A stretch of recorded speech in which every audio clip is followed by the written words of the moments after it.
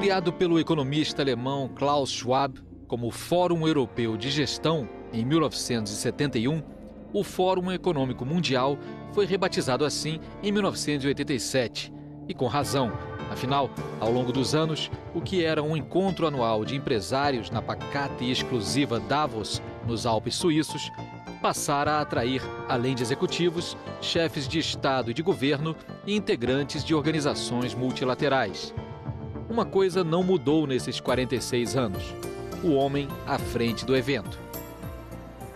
Em recente visita ao Brasil, para planejar a edição latino-americana do Fórum, em 2018, em São Paulo, Klaus Schwab falou ao milênio. Ressaltou a importância das mudanças recentes e das que virão na economia e no trabalho. Mudanças que são uma paixão e o tema do mais recente livro de Schwab, a quarta revolução industrial.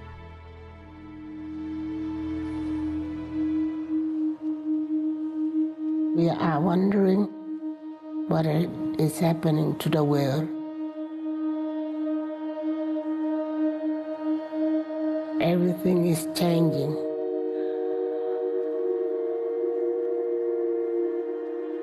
The very idea of human being some sort of natural concept is really going to change. Our bodies will be so high-tech, we won't be able to really distinguish between what's natural and what's artificial. Inside our own heads is the most complex arrangement of matter in the known universe. You might ask yourself, can we get to be superhumans? E para essa conversa com o fundador do Fórum Econômico Mundial, o professor Klaus Schwab, a gente veio aqui para São Paulo, nos Jardins Tombados do Museu da Casa Brasileira, para conversar um pouco sobre a economia no mundo hoje e as expectativas para o futuro. Por ser uma gravação ao ar livre, eventualmente um avião passa, uma moto no fundo também. Mas a gente vai conversar assim mesmo, que o que importa é o conteúdo. Great pleasure to be here.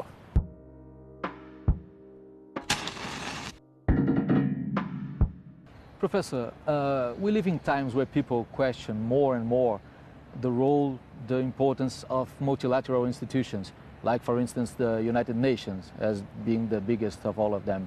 And in these times, an institution like the World Economic Forum grows in importance as a forum, as a place of discussion, as also a platform of gathering data on our economy.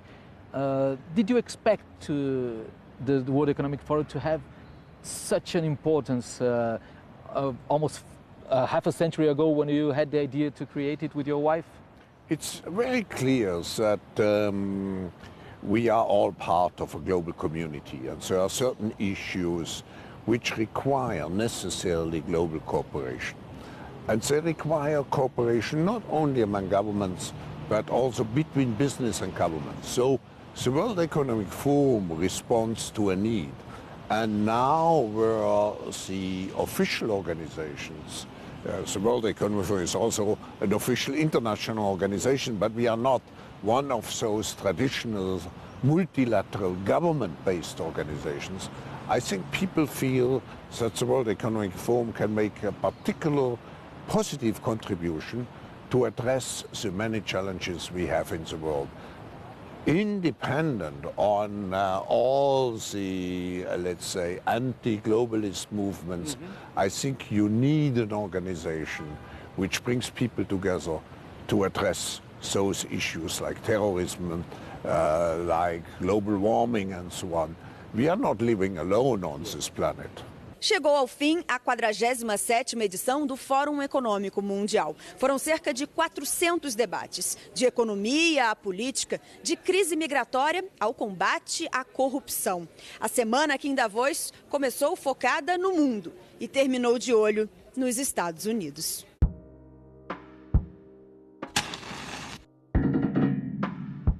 But for quite some years, people had viewed the World Economic Forum as being aligned to a sort of thinking economically and even politically. Do you think it's fair to say that the WEF has no political affiliation whatsoever? No, we never were aligned to what is called neoliberalism. We feel, nevertheless, that it is entrepreneurship which creates economic development, and economic development creates social progress. Social progress without economic development would not be possible. And we defend those principles, but we also feel globalization requires a framework of the rule of law. And in the law, what has happened in the last years, maybe, and this has to be criticized, we have to include the interests of those who are on the loser side of the globalization process. And I have written in an article already in '96 in an editorial in New York Times that globalization without the solidarity between losers and winners cannot succeed, and we will see a backlash. And that's exactly what has happened in the last years.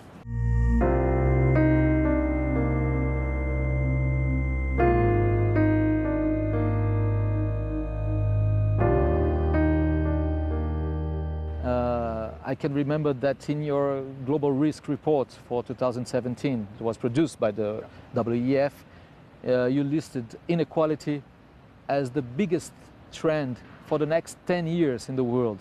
Do you think that we are really doomed to be more unequal in the world, or is there a way out of this inequality? Of course, we can do a lot through tax systems and so on, through reskilling and training to avoid a gap which goes out of hand. But I should add, we are living now in the age of the fourth industrial revolution. And this is a technological transformation. I just take as keywords robotization, three-dimensional printing, artificial intelligence, so on and so on. This will change the world very rapidly. And it will lead, like the earlier industrial revolutions, it will lead to certain skills which are not needed anymore. And we need new skills. Em 2016, o Fórum Econômico Mundial lançou um relatório alertando que a automação poderá acabar com 7 milhões de empregos até 2020. Além da China e da Índia, o Brasil estará entre os países com o maior número de trabalhadores ameaçados de perder empregos para as máquinas. Por aqui, 50% dos atuais postos de trabalho poderão ser automatizados. Quase 54 milhões de um total de 107 milhões de vagas no país. Entre os setores com o maior percentual de empregos automatizáveis do Brasil estão a indústria, com 69% dos postos. Em seguida, a hotelaria, com 63%, e as empresas de transporte, com 61%. So the challenge is how do we create the necessary skills to deal with business and with manufacturing and services in the future. The fourth industrial revolution is here to stay, and it's reshaping our world, our social relations, our daily life at home with all the gadgets and everything that we have, but mainly at work and the way we see work. What do you think is at stake for the near future, looking at work relations? I think when we look at statistics, about 50% of the workplaces in the US are threatened by the fourth industrial revolution, which means they could be replaced by artificial intelligence, robots, and so on.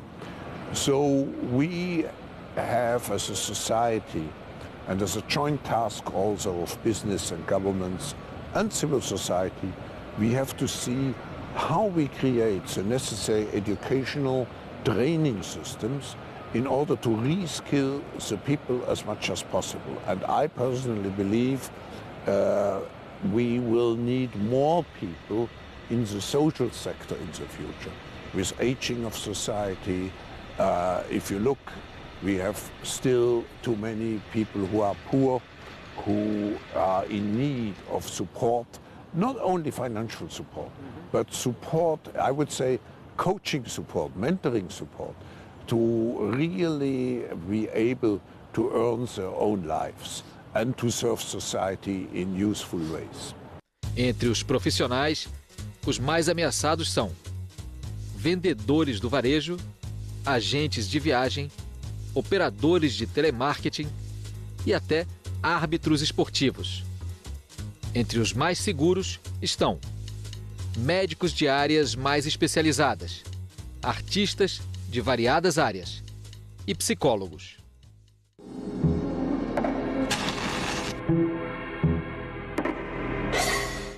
Some years ago, Professor, I had the chance to interview Professor Zygmunt Bauman, and he spoke quite worryingly about something that I heard you also talking about and writing about, which is the idea of precariat. Can you tell us a bit what it is and how to face this problem of our time? Yes, it's exactly this fear to lose your, if you know that in the next 5-10 years, your work, your position, your employment is threatened by let's say, a robot. Of course, you fear. You have fear, and you feel you are in a very precarious situation. In the past, we spoke about the proletariat, which means the people with low skills, low income, and so on. But now there's this new expression of precariat, which means people who still are at work, but who know in some way, maybe when they are 50, they will lose their jobs. So of course, they are in an identity crisis. They are very emotionalized. And that's the reason for the electoral success of President Trump. In exactly this, let's say, new part of the population which we could consider to be precariat. Professor, still talking about the fourth industrial revolution, we know that you are very fond of this subject. It's the title of your book, a book that is all over and been discussed worldwide. We talked a bit about the changes in the workplace and the function of work itself, but there are other challenges that the fourth industrial revolution brings along. What are those challenges? It's first the speed. Many things which I described in the book 18 months ago were considered as science fiction. And they are fast becoming reality. Look at self-driving cars, look at robots again, artificial intelligence, drones, and so on. That's one difference which is a characteristic element of the fourth industrial revolution. But all the previous revolutions, they changed how we did things. They made us more productive. But this fourth industrial revolution, it changes us to a certain extent. It changes our behavior. It changes our behavior as consumers, how we communicate, how we produce. It's not just a business issue and relates to business models. It changes the society. And in my opinion, how we master this fourth industrial revolution is the biggest challenge for humankind at this moment.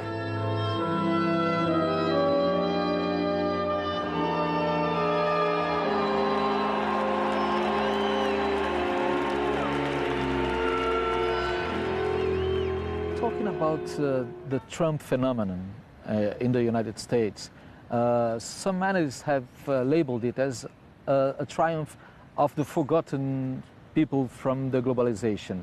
And we see also the trend of growing nationalism in Europe and all the challenges it poses to even the European Union and the European bloc and all the sort of interactions that have been built since the end of World War II.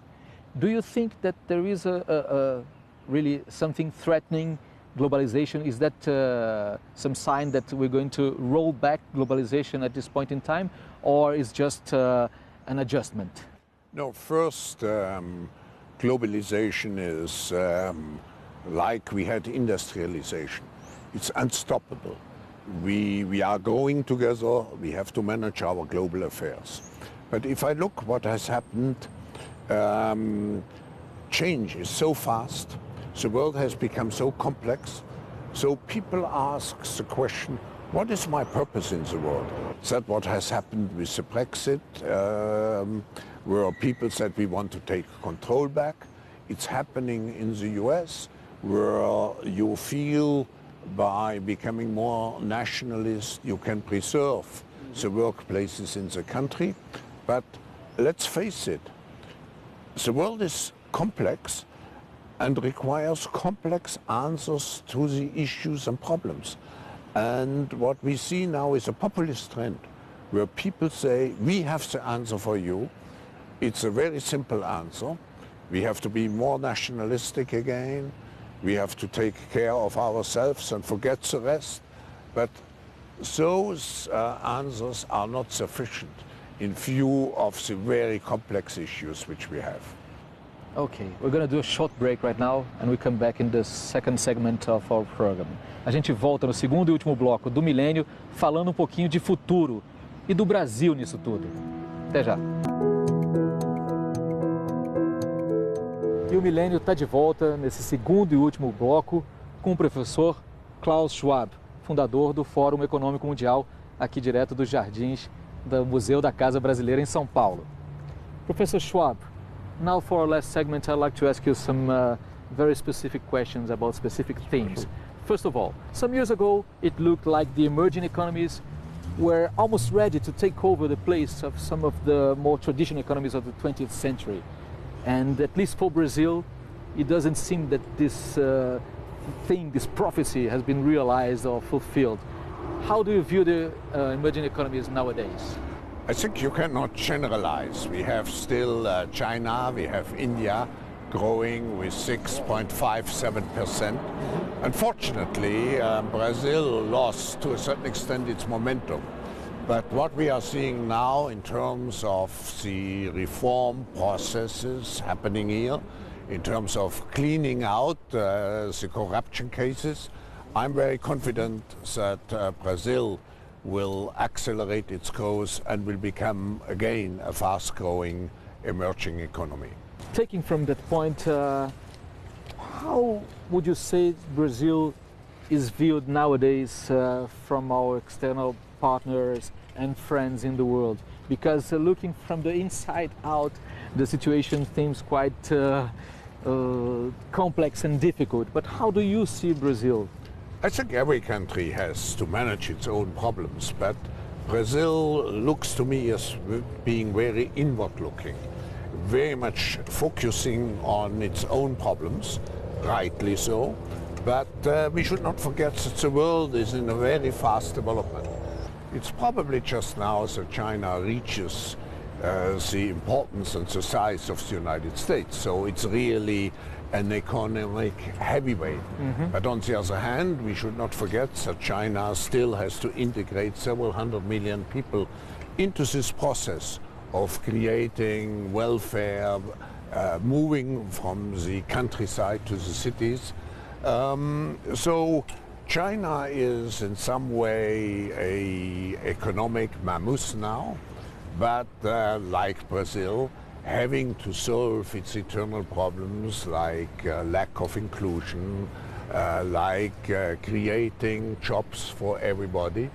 I think in both cases, China and Brazil, I'm very optimistic for the future.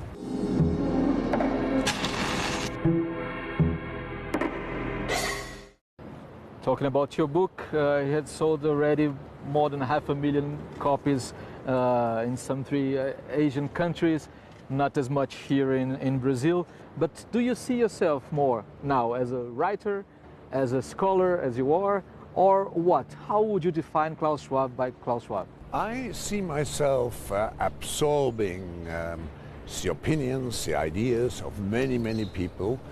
We have probably the best network in the world on a high level, but also we have a young generation dimension with people between 20 and 30s.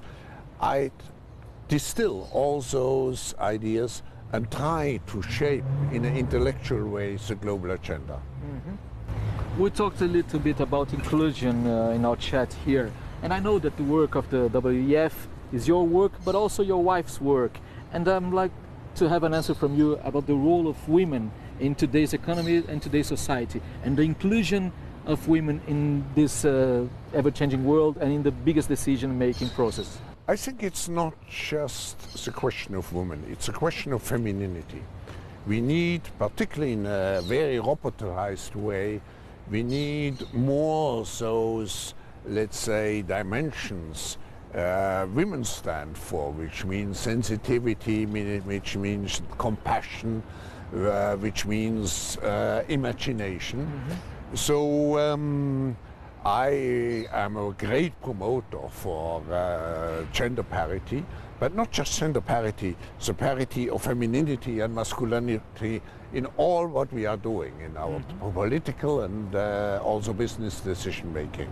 If you ask a man if he wants to run for office, his first question is likely to be, well, do I have to wear a tie every day? And if you ask a woman if she wants to run for office, her first question is usually, really, why me? And that idea that, do you really think I'm qualified for it? And you have to ask more often, which, honestly is really frustrating. So we said, okay, if we know we have to ask more often, let's ask more often. And that's this last plane pass for our last question. What sort of thing feeds your hopes in a better future? It's particularly the young generation. We have become, to a certain extent, sometimes cynical. We are too much absorbed by the nitty-gritties of our present issues. The young generation is really much more globally oriented, they are more socially oriented. So I feel this is a generation which we should not neglect. This is a generation which has the right attitude, but we have to give them the means, we have to give them the education to enable them to come out with the best and to contribute to improving the state of the world. Professor Schwab, thank you very much. Thank you very much. Thank you very much. Thank you. We want not to be robotized, but we want to leave this meeting even more humanized.